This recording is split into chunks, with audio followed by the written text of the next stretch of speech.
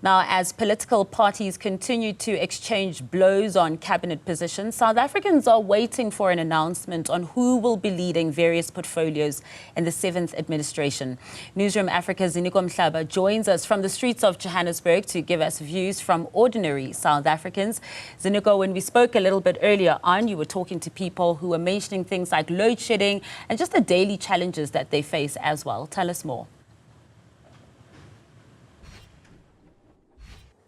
Well, Masana, we have moved to the seat of government, and of course I'm talking about the capital city of the country, Pretoria, in Tshwane, in Waterkloof, where we're about to speak to a former MP, Member of Parliament, who served in that parliament for over 20 years, but now we're speaking to him as an ordinary citizen, just to get his experience and his thought and his reflection on how the country has transformed to where we are, where different political parties are engaging, trying to form a government under the government of national unity. And I'm talking about someone we know very well in the spaces of the media. I'm talking about Mr. Dennis Bloem. Mr. Bloem, thank you very much for talking to us. It's a very, very special moment for you as a former MP. You served under Nelson Mandela up until through the leadership of Mr. Thabo Mbeki as the president of the country.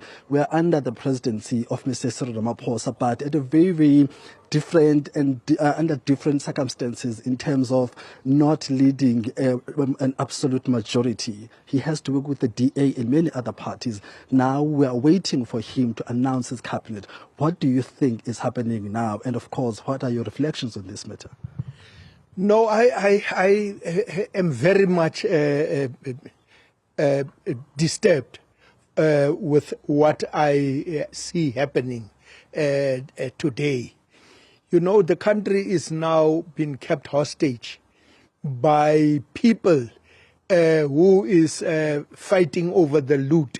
You can see that the DA and the ANC is not serious in taking this country forward, because they are putting each and every citizen under very serious stress.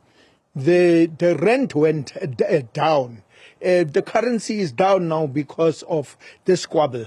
We cannot understand why is it that the ANC, who have won 40% of the vote, can't go and form a minority government. What is their problem?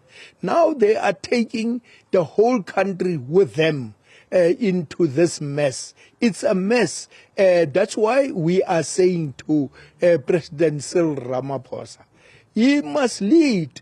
The Parliament have elected him again to be the president. What is his problem in leading?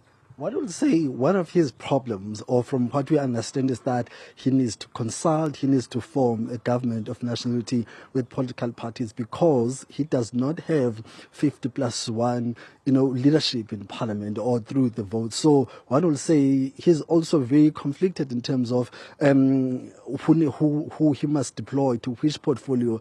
What are his thoughts in terms of having to balance his own political dynamics, but also ensure that the opposition parties are also participating in his cabinet?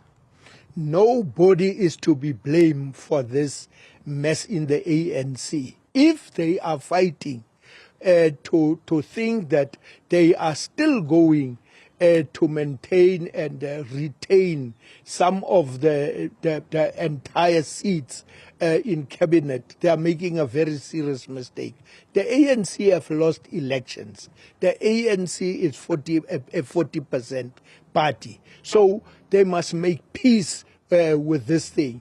That's why we are saying, why are they not forming a minority government? That is the solution to the problem. Don't look at other parties. Look at yourself.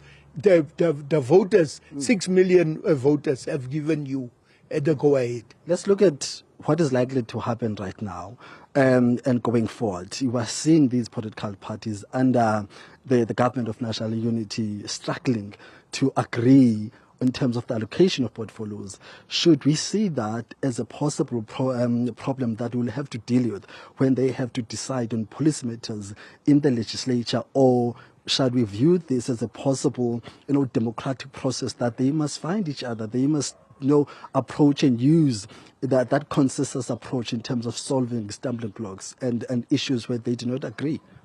I can only see problems in the way forward. This thing does not have a foundation. It starts on a very, very shaky ground. Now, you can expect that this type of thing is going to happen.